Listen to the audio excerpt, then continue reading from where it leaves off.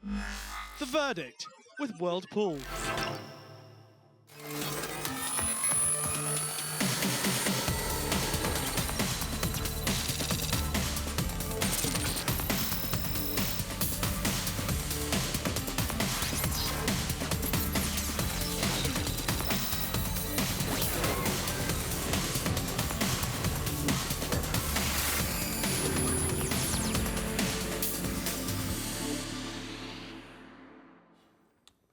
Hi there everybody, welcome to this week's edition of The Verdict. We are going to spread our wings far and wide this week and go to a lot of different venues with some very interesting performances and a couple of nice horses to follow as well. And without further ado, I'm going to take you to Chelmsford on Thursday night for a performance that the data is very positive about. The performance of the Pouncing Lion, who won the 7:30 over 10 furlongs. Look at his time, 2:02.93, compared to Sansonetti over the same trip of 2:04.91. This is a very good time performance from a maiden, the Pouncing Lion. Here are the Race IQ time index graphs for every single race, judged as against the class of the race, the distance and the track.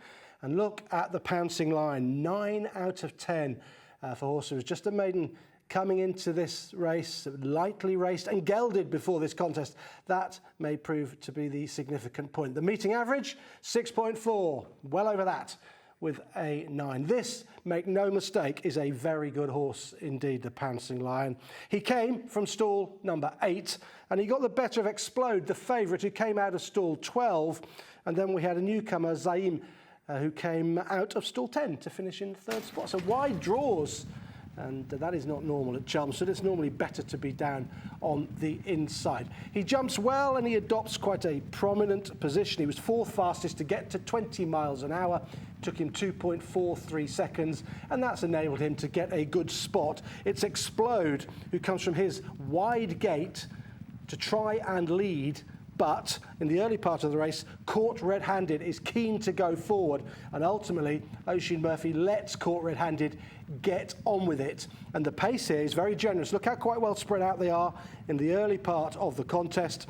The first 3 furlongs were rated as fast as against the Race IQ pars. Caught red-handed going 14.96, remember, that's from a standing start, 11.28 and 11.4. Look at the Pouncing Lion's average stride length, 7.72 metres. No horse at the meeting over Thursday night had a longer stride than this fella, and we'll see when it comes to the closing stages that he's able to quicken up as well. He sat in third, just by the rail, just in behind caught red-handed at this stage, and it is final 3 furlongs and the turn of foot that he shows that is so impressive. So I mentioned those first 3 furlongs that were quick, and then caught red-handed really steadied the pace for the next 4 furlongs. He went through 12.48, 12.63, 12.54, 12.55, and then they sprinted off the home turn. And it's the Pouncing Lion who's quicker than all of them, with the final 3 furlongs of 34.73. There's his 9th furlong, 11.36, as he begins to wind up between horses, just angled out to get a run. He gets to the favourite Explode, and he explodes past him. His penultimate furlong fast, his final furlong rated as fast as well, and 11.65.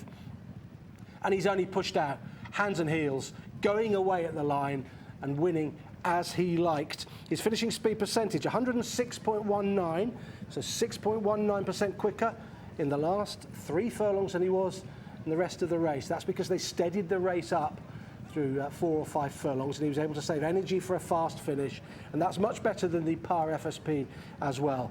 But really importantly, I want to point you to his win time, 2 minutes 2.93, to get that time index of 9, 2.5 seconds under par. The benchmark for a top-class horse over 10 furlongs anywhere in the world is 2 minutes. If you can get under 2 minutes, then you are a top-class racehorse. He's gone 2 minutes 2.93, a maiden, on just his 3rd start. I think he's very good indeed. Look at the way this race is run. Look at the green early on, That's against the Race IQ par. They've gone fast early on. See, caught red-handed there. Par, quick. And then they've steadied the mid-race, all that sea of blue. And then the top line, the pouncing lion, 11.36 and 11.65 to quicken between horses and go and win as he liked. This is just a maiden. He might get a generous enough handicap and he might just turn up at Goodwood for a good race, I'd have thought, in a few weeks' time. And he is a horse definitely for your Racing TV tracker. That really was some performance from the pouncing lion. Do keep an eye on him going forward. I want to take you to Sandown on Friday afternoon now. They staged a really good two-day card. Here are all of the winners from Rising Power right down to Synergism, 1 o'clock through to 5 o'clock. I'm going to concentrate on a horse who produced the worst time of the meeting, Saba Desert in the 2:05 over 7 furlongs. This really was a steady time, 1:35.68, and obviously it doesn't come out particularly well on the Race IQ time index. There you go, just a 1.1 compared to a meeting average of 7. There were some really good times overall, suggesting that the ground was very much as described, good to firm in places. It might have been good to firm, looking at all of those times. Right, so why do I like Saba Desert with that poor time index, poor final time? Well, this is a newcomer who shows a blinding turn of foot to win this race. There's Saba Desert out of the stalls. Came from stall 8, beat Boarding Over from 6. Waterford Castle came from stall number 7. Saba Desert was the 3rd fastest into stride, 2.58 seconds to get to 20 miles an hour. Boarding Over was actually the quickest at 2.48 seconds. And once they have jumped, then the brakes go on. And it is a very steady early gallop. Berkshire Schmocking made the running. Listen to these fractions. Deary me, this is pedestrian. 15.78, 14.24, 15.4 the winner went then. Deary me, that's jump race stuff. And then 14.28 for what was the 4th furlong. And then they wound the pace up thereafter. And it's what Saba Desert does in those final 3 furlongs that impressed me, and did it pretty comprehensively as well. A bit keen off the steady pace, no surprise there. Son of Dubawi out of a See the Stars mare, stamina on the damn side of the pedigree, but this horse has got a really good turn of foot. Look at his final 2 furlongs, 23.37 for a finishing speed percentage way above 100, 115.34, flashing loads of speed, over 15% quicker in the last couple of furlongs than the rest of the race, saved energy for that sprint, 11.61, rated very fast against the Race IQ par sectionals, and a very fast final one as well at 11.76. And Saba Desert's done that amid greenness as well, just took a little while to realise what was required, and William Buick just nudges out hands and heels and gets the job done cosily from Boiling Over and at Waterford Castle. You'll see here that Saba Desert doesn't quicken instantly for William, but does possess a fine turn of foot, 23.37 final couple of furlongs. The runner-up was 23.53, the third 23.74. Those are just numbers, of course, but they're impressive ones. And Saba Desert just here, Williams has to change his hands vigorously, just grab hold of the reins, get the horse to pick the bit up and go. And Saba Desert did respond. That's what the numbers tell us. This horse was able to quicken really impressively with that 11.61 and 11.76, very fast final 2 furlongs. So the run of the race, well, it means that we've got a poor overall time. Look at the blue there, that they've gone very slow early on. They've only begun to wind it up in the 5th furlong, and it's turned into a bit of a 2 furlong dash. But that dash was won by Saba Desert, and I think there's an awful lot more to come from this horse. The raw ability has been flashed, and I think we'll see an awful lot more next time out. Okay, from Saba Desert at Sandown, we take you to York on Friday afternoon. They stage a really good 2-day card, and we will have a look at Saturday. But we'll start with Burrito in the 4:10 contest, who, again, over 1.25 miles, like the Pouncing Lion, has run a time of 2 minutes 6.08. Just remember, 2 minutes 2 for the Pouncing Lion over the same trip at Chelmsford. Different track, different pace scenario, but just bear that in mind. 2.22 under the Racing Post standard. Those are fast times on the York card on Friday overall.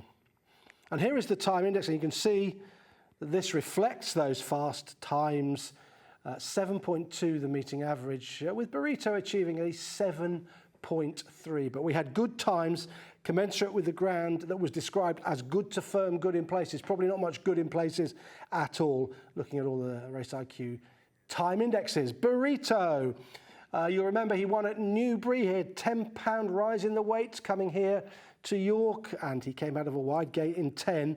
See the Storm came out of 1. Paddy the Squire from 9.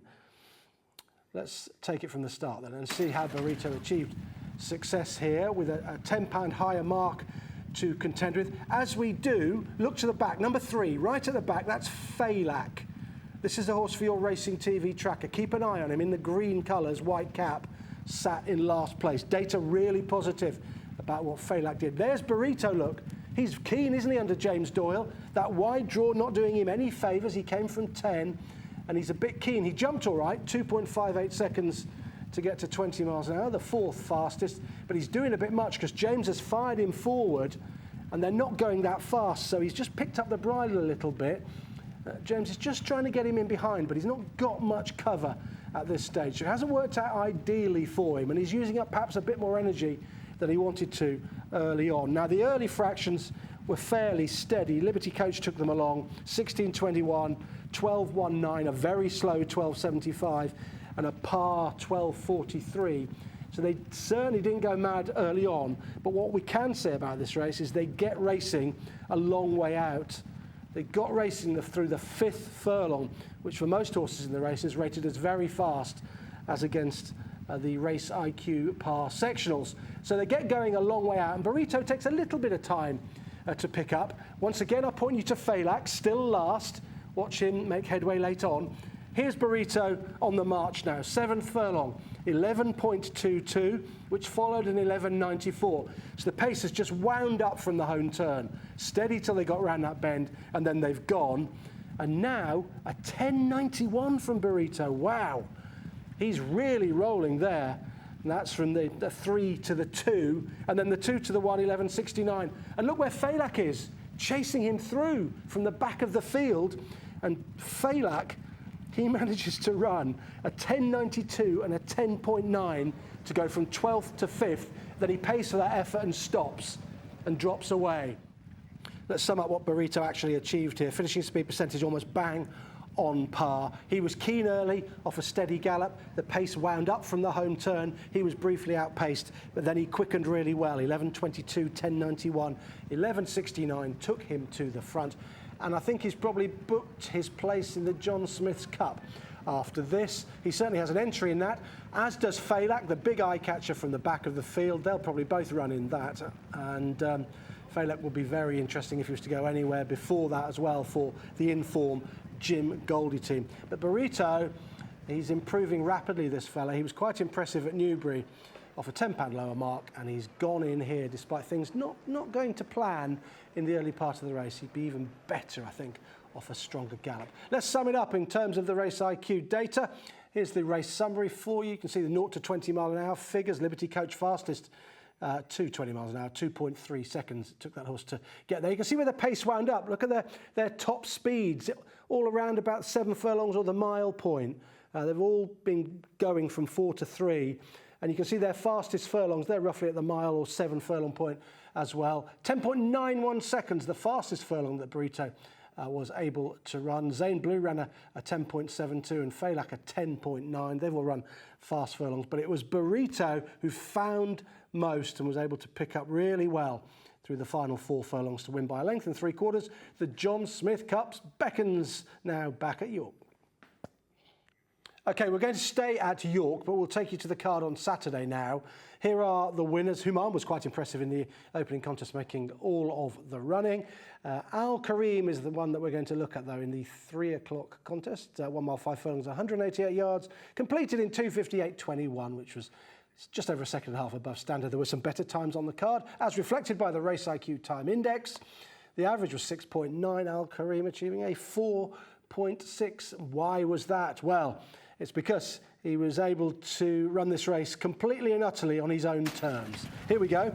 He came from stall number 3, and he was able to dictate a very steady gallop. He beats Absurd from stall 1, El Cordobe from 2, and Al-Sakib was slowly away. He's often slowly away.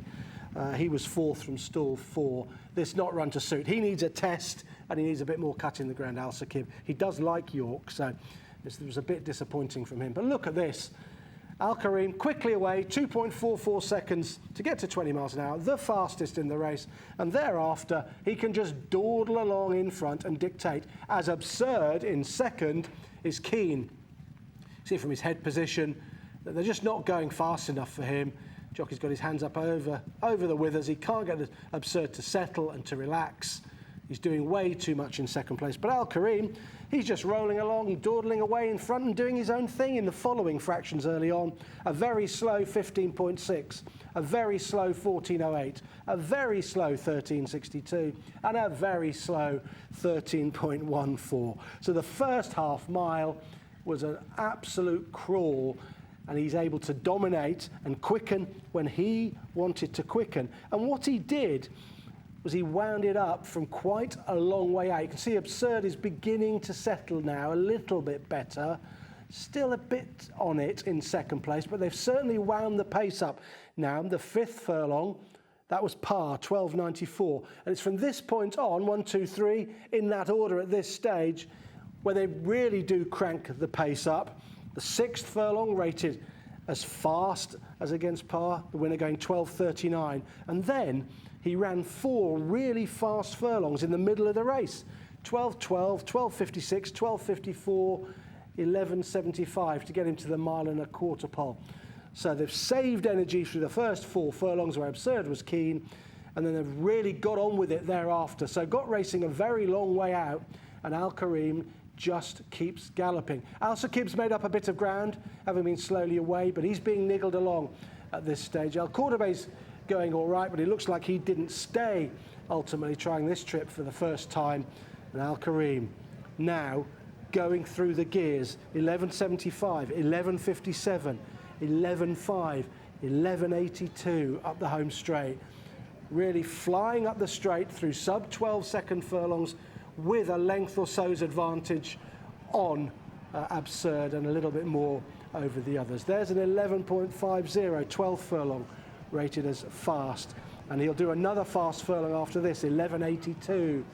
Impossible to catch when he's running that fast from the front. He's saved so much energy in that first half mile that he's got plenty to sprint with in the closing stages. But I think this was more than just a 3 furlong sprint. Slow early, but then pace wound up from a long way out, and El Cordobe and Al-Sakib just couldn't cope with it. Absurd's run all right. His final 2 furlongs were rated as par, whereas the winner's final 2 furlongs were rated as being fast. So Absurd hasn't seen it out as well as Al-Karim, who's been able to dictate this race, do what he wanted, and he's a game and tough individual who generally gives his running. That time index of 4.6 achieved because they went steady for certainly the first 4 furlongs, and the pace wound up gradually thereafter. So it was a good ride on the winner, who is tough, game and consistent. But I think Absurd might be a little bit better than the bear result. He was just too keen early. Look at those early dawdling fractions from Al-Karim, left-hand side of your screen. And then look down the right-hand side, suddenly we're into sub-12s, furlongs 10, 11, 12 and 13, where Al-Karim put the race to bed in what was the Sky Bet Race to the Ebor Grand Cup. I'm going to take you further back in the week now and go to Wednesday night at Hamilton Park. There's one horse that really took my eye. It was Valiancy in the 7:30 contest. He won that mile 3 furlong race in 2:23.01, just over 4 seconds outside the Racing Post standard. Let's see how that stacks up as far as the time index is concerned. Not too bad at all. The meeting average 6.9, 7.4 he's achieved.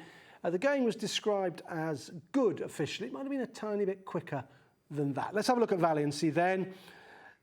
He put up a nice performance here, I think. He's very much an improver. He'd run well at Haydock prior to this, and this was a good effort. He came from 5. He beat Sabas from 1, Dina Bellagio from 3. Danny turned up riding for the William Haggis yard. Look at him, very tardy into stride, wasn't he? He just was leaning on the gates when they opened. But he gets up to speed very quickly. Look, 20 miles an hour, 2.8 seconds.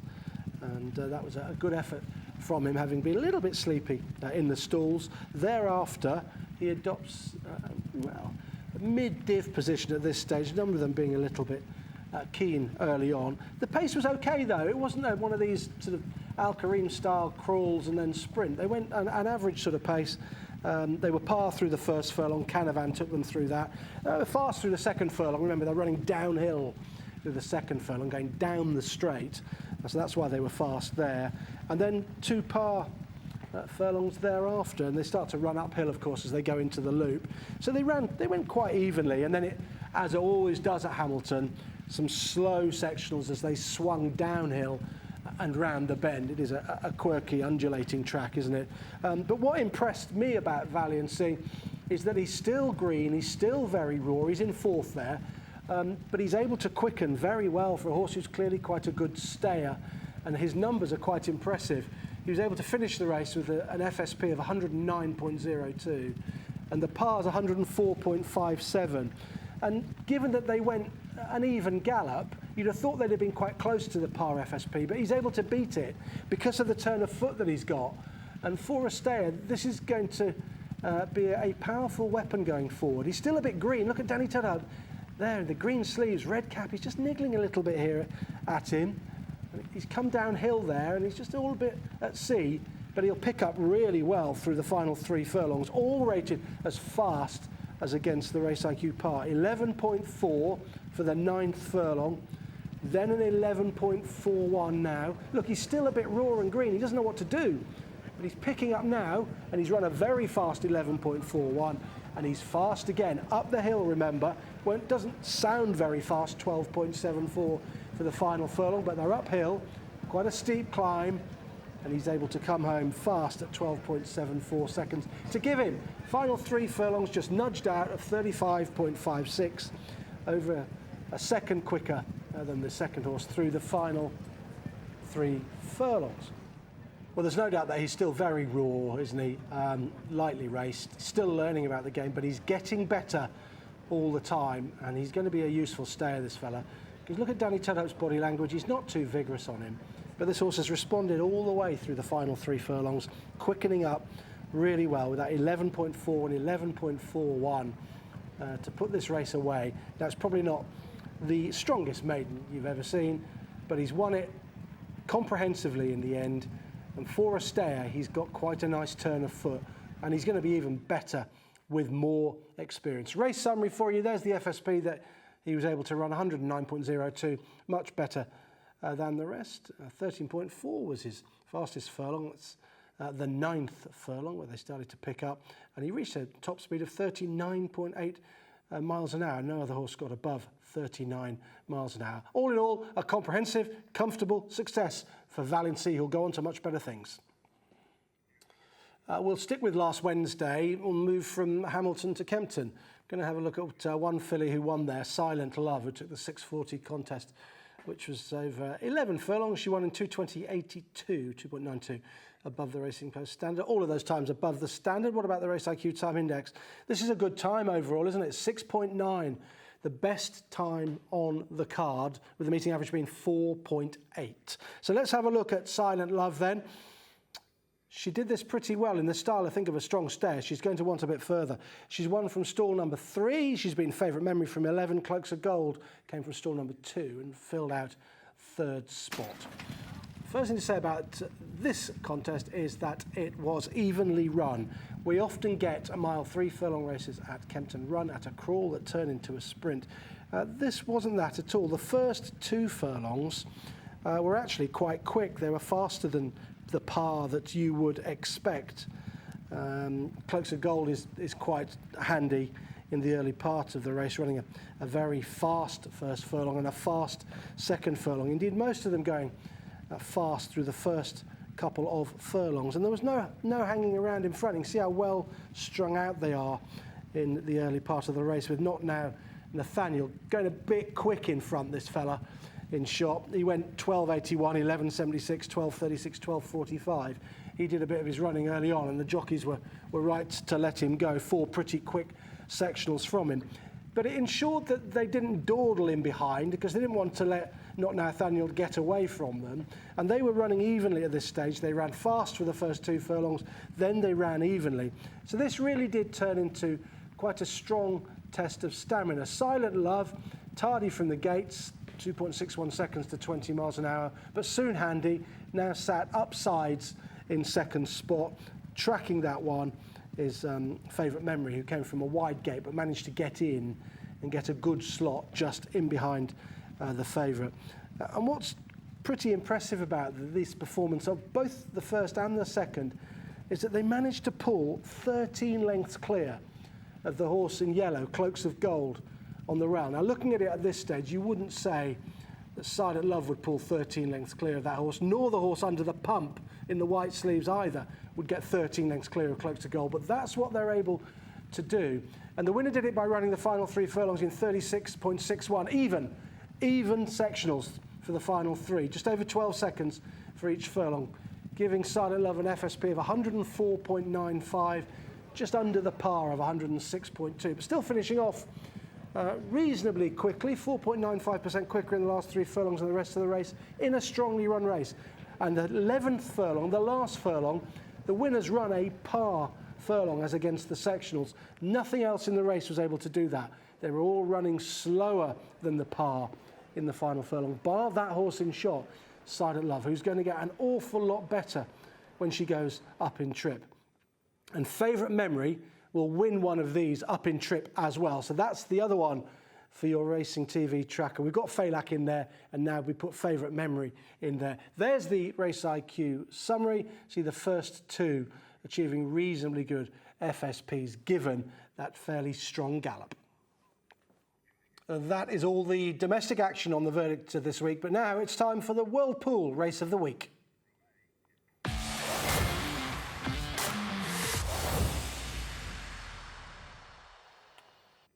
And the World Pool Race of the Week was the Group 1 Stradbroke Handicap at Eagle Farm in Australia on Saturday. And it was a very competitive sprint, which went to the favourite, War Machine. Now, War Machine had a wide draw and a wide trip, but they had planned for that.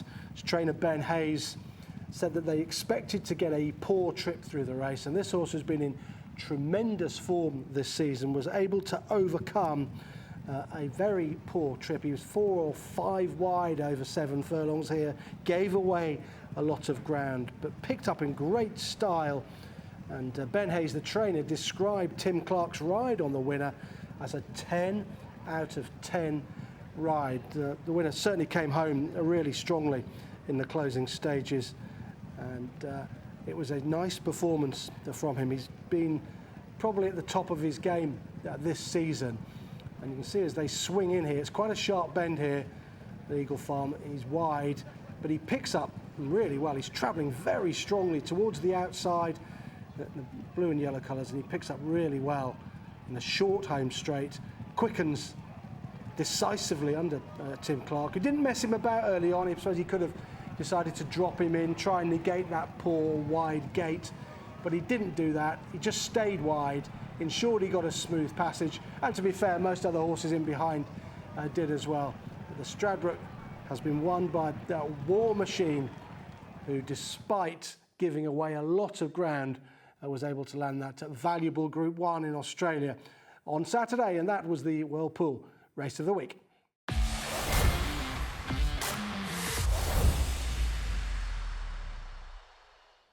That is it for this week's edition of The Verdict. If we saw a superstar this week, I think it could be the Pouncing Lion, who won at Chelmsford on Thursday night.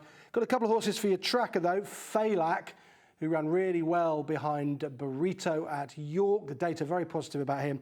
And Favourite Memory, who was beaten by Silent Love at Kempton in that maiden on Wednesday. Those 2 horses a must for your Racing TV tracker. Thanks for watching. I'll see you next week.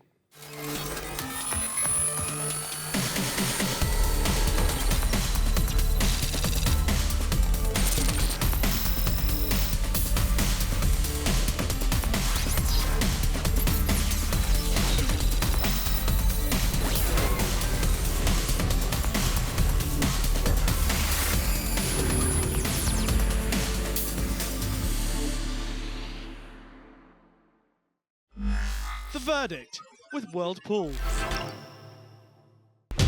Watch live racing now on racingtv.com.